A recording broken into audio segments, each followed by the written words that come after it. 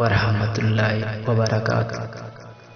Yaara seenaa ajaa'ibaa sahaboota tokkoo qabadhee isiniif dhiyaadhe. Seenichis akkana kana. Abu Ju'ayfaan Rabbiirraa haa jaalatu akka jedhe harka ergamaa Rabbii sallallahu alaihi wasallam fuudhee fuula kiyyarra kaa'e. Harki isaas fiixeensa irra qabbanaa'eetti miskii shittoo daran ol qulqullu. Ummi Suleymaan Rabbiirraa haa jaalatu haati Anas bin Maalik ergamaa Rabbii sallallahu alaihi wasallam akka jette kunni hurkaa keeti shittoo teenya keessatti godhan inni hurkaa kee irraa urgaa'u shittooti. Rabbiirraa haa jaalatu ergamaa Rabbii sallallahu alaihi wasallam wayyaa bareedina isa ulfise jaalalaa fi sodaa kabajaa ulfina irratti darbe.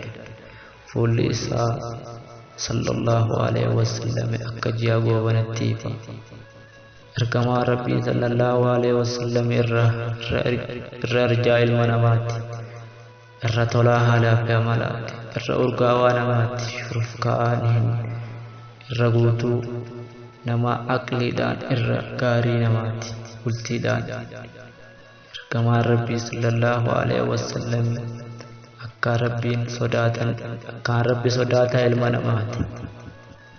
Lubbuu isaatiif hin dallanne ifiifis ijaas hin bahatu. Wanni inni dalagus dalagaan Rabbiis diigamuuf qofa. Ergamaa Rabbii sallallahu alaihi wasallam haalli inni Quraana Rabbii fi gadi ofii qabu namatti haajaa mataa isaa inni raawwata. Warra lafaa irraa hin boonu isaaniifis gadi ofii qabu.